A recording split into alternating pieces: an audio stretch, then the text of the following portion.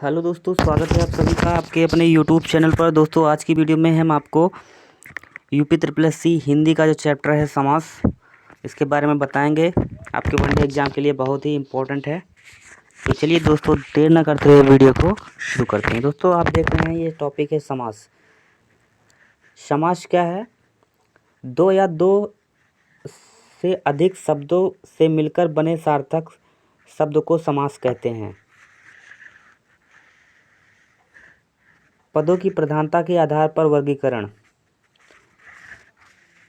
जैसे पूर्व पद प्रधान, अपव्ययी भाव, उत्तर पद प्रधान, तत्पुरुष कर्मधारय व द्विगु समास, दोनों पद प्रधान द्वंद्व समास, दोनों पद अप्रधान बहुग्रीव समास, तीसरा पद प्रधान होता है। इसमें पदों की प्रधानता के आधार पर वर्गीकरण है। इस समास का जो है पदों की प्रधानता के आधार पर वर्गीकरण। पहला है अपव्ययी भाव समास। अपव्ययी भाव समास क्या है? आप इसमें देख सकते हैं कि पहला पद अनु, ये इस पे दिया गया है एग्जाम्पल के लिए, आ, प्रति, भर, यथा, हर, ईटीसी। उदाहरण के लिए इसे यथाशक्ति, यथाशक्ति में जो पहला पद है यथाशक्ति, यथास्थान, प्रतिदिन, इसका विग्रह करेंगे तो प्रतिदिन का दिनों दिन होगा। ध्यानपूर्वक, ध्यानपूर्वक, आजन्म, यह जन्म हो गया। प्रत्येक, रात भर, परोक्ष, प्रत्यक्ष, धीरे धीरे, अनजाने, भरपेट, प्रतिकूल, हाथों हाथ। ये आपका अपव्ययी भाव समास है। इसकी पहचान पहला पद प्रधान होता है, ठीक है, पूर्व पद प्रधान। तो कहने का मतलब जैसे यथा लिखा हुआ है इसमें, यथाशक्ति, अनु, आ, प्रति, भर, यथा, हर, तो हर संभव, ये सब जो है पहला पद जिसमें प्रधान है उसे अपव्ययी भाव समास कहते हैं। उत्तर पद प्रधान जिसमें होता है उसे तत्पुरुष कर्मधारय व द्विगु समास कहते हैं। तो अब देख लेते हैं दूसरा नंबर, द्विगु समास। द्विगु समास क्या है? दूसरा नंबर द्वंद्व समास। द्वंद्व समास क्या है? ये देखिए यहाँ पे, द्वंद्व समास क्या है? द्वंद्व समास दोनों पद प्रधान, विग्रह करने पर और या लगता है, विग्रह करने पर और या लगता है। दाल रोटी, नीचे ऊपर, पाप पुण्य, ठंडा गर्म, थोड़ा बहुत, ठंडा गर्म, थोड़ा बहुत, सुख दुख, छल कपट। ये देखिए यहाँ पे छल कपट। तो इसका विग्रह करेंगे तो दाल और रोटी, नीचे ऊपर का विग्रह करेंगे तो नीचे और ऊपर, पाप पुण्य, पाप और पुण्य, ठंडा और गर्म। तो इस तरह से देख रहे हैं तो कि इसमें दोनों पद जो है द्वंद्व समास में प्रधान, दोनों पद प्रधान है और दोनों पद प्रधान होने की वजह से ये द्वंद्व समास है, ठीक है। अब तीसरा नंबर द्विगु समास। द्विगु समास जो है पूर्व पद संख्यावाचक विशेषण। द्विगु समास में पूर्व पद संख्यावाचक विशेषण, जैसे इकतारा, दुगना, दोपहर, त्रिभुवन, त्रिदोष, तिकोना, चौमासा, चारपाई, तिरंगा, पंचेसी, ये जो सब लिखा गया है यहाँ पे, सप्ताह, त्रिकोण, तिरंगा, नवरात्र, सप्तसिंधु। तो इसमें जो पहला पद है वो संख्यावाचक है, इसलिए द्विगु समास है तीसरा नंबर। तो अपव्ययी भाव समास हो गया, द्वंद्व समास हो गया, द्विगु समास हो गया। अब देखते हैं यहाँ पे अगला जो है कर्म धारय समास। कर्मधारय समास क्या है? पहले इसकी परिभाषा जान लीजिए।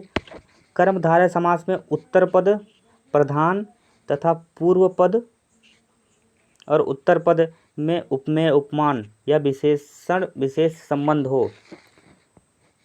पहचान विग्रह करने पर दोनों के मध्य जो के समान आता है। उदाहरण, चरण कमल, कमल के समान चरण यानी चरण कमल। अब इसमें इसका विग्रह करेंगे तो चरण कमल का जो अर्थ निकल रहा है, कमल के समान चरण, तो ये हो गया कर्मधारय।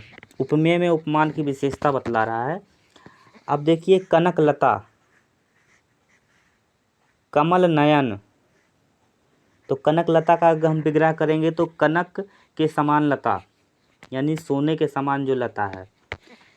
कमल नयन, कमल के समान नयन।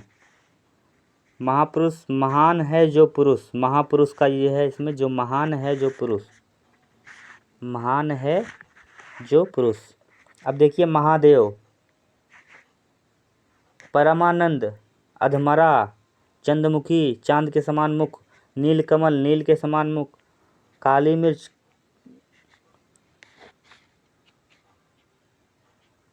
काली के समान मिर्च, महात्मा,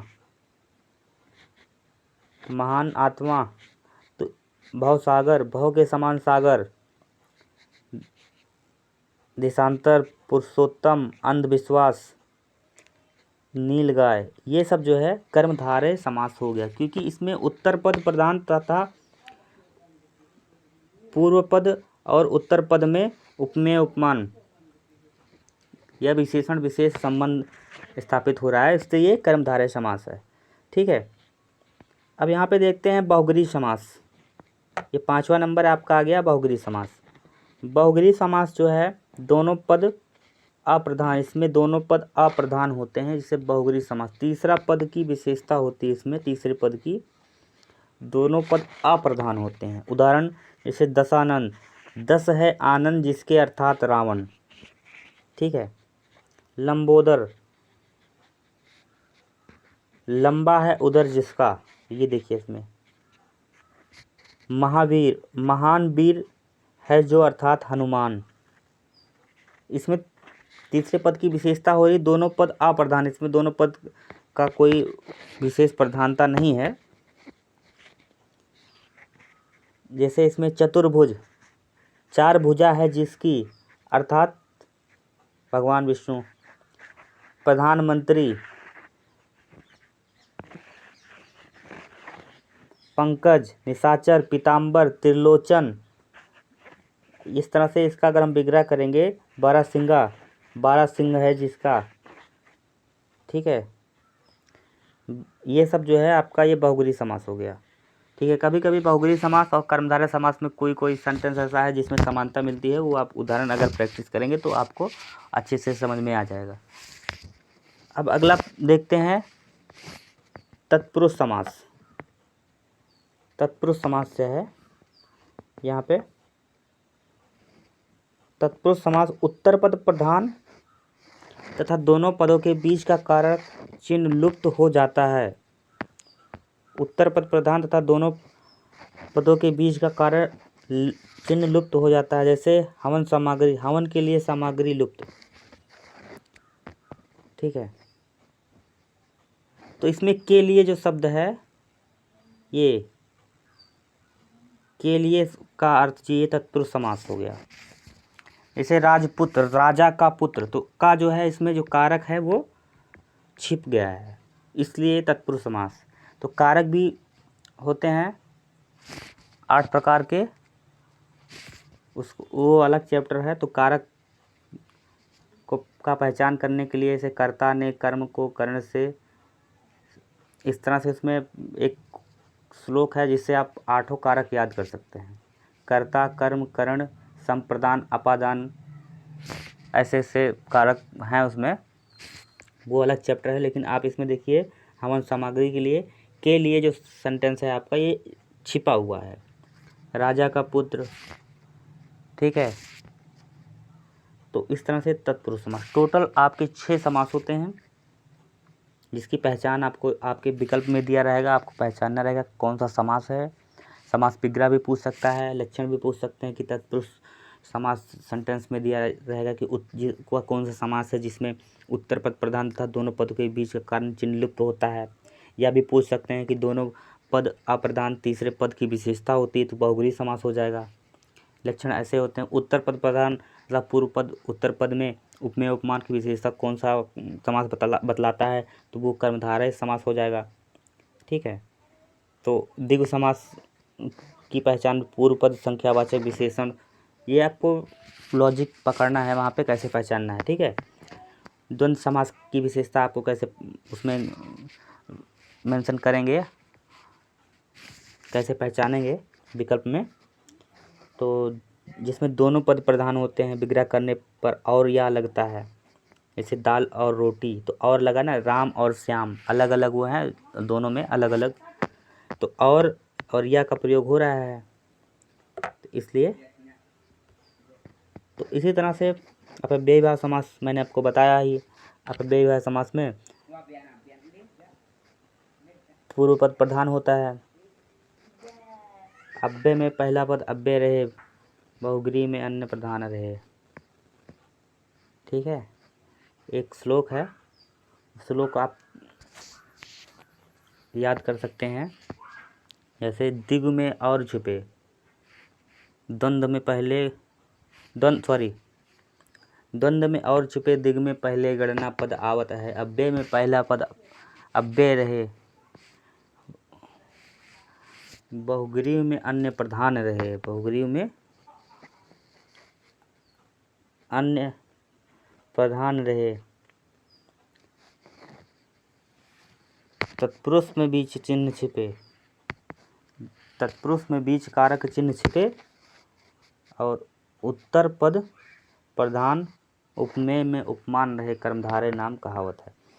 तो इस तरह से एक श्लोक है जिसको आप उसके ज़रिए भी आप पकड़ सकते हैं माइंड में, इसको आप अपडेट कर सकते हैं, और आप उदाहरण के साथ अगर इसको समझ लेंगे तो ज़्यादा बेहतर होगा, ठीक है।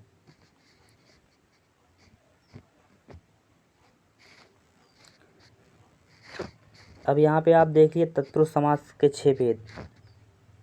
तो तत्पुरुष समास के 6 भेद जो हैं, कर्म तत्पुरुष को कारण चिन्ह का लोप होता है। तो ये जो आपका ये जो आपका करण है, कहीं कारक लिखा होता है, कहीं करण लिखा होता है, तो दोनों का अर्थ एक ही है।